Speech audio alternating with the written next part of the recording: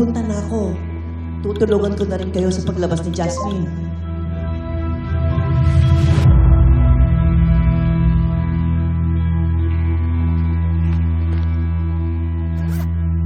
So you're saying na sinadya ang sunog? Base po sa investigasyon, iba-ibang lugar sa loob ng bahay ang pinagmulan ng sunog. Kaya pinaghihinalaan namin ang panununog dito. Hindi malabong inside job ang nangyari. So magkakanda kayo ng investigation kung sino ang possible na arsonist.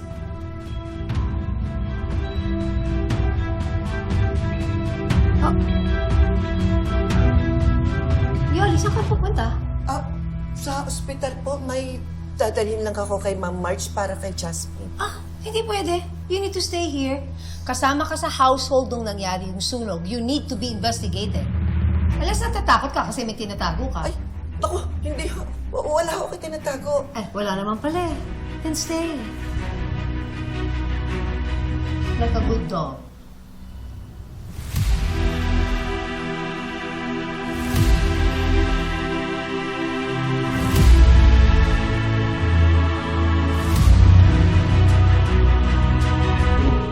We're sorry, the number you have reached is not in service.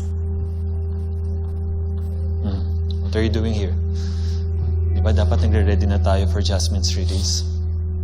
Hinihintay ko si Manang Yoli. Sasabihin daw siyang importante sa akin eh. Kanina pa siya dapat nandito pero wala. Kaya tinatawagan ko baka may nangyari sa kanya. Bakit kailangan dito pa kayo magkita? Bakit hindi na lang sa bayo? Uwi na rin naman tayo. Hinihintay na tayo ni Jasmine. I-message mo na lang siya na pauwi na tayo. Tsaka hinahanap rin tayo ni Mama. Something about the fire. Okay.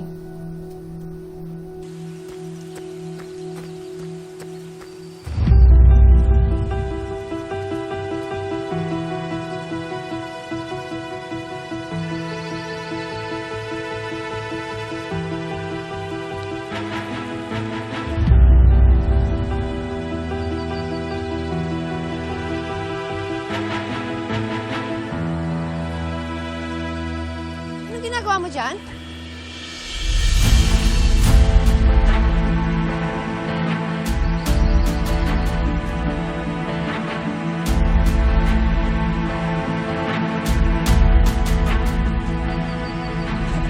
Ma'am, chinek ko lang ho yung host. Baka naiwan kong bukas.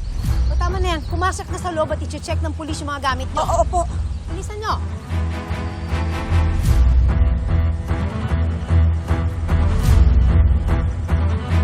Halika kayo dito. Haluhugin nyo. Tignan nyo, baka may voodoo doll dyan or some shady potion kasi may samang kukulam ang isang katulong ko dito.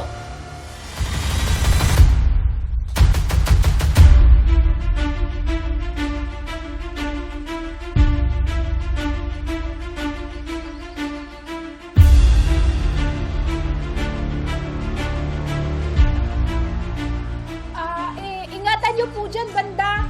Kasi may babasagin akong pabango dyan eh.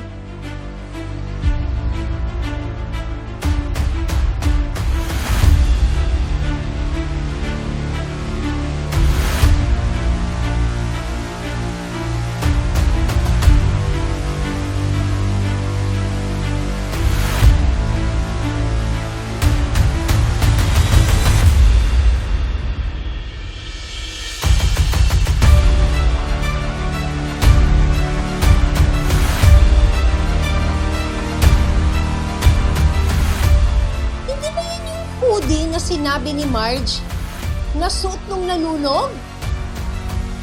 Kanino cabinet yan? Ma'am, kay Manang Yoli po. Habulin yun, hindi pa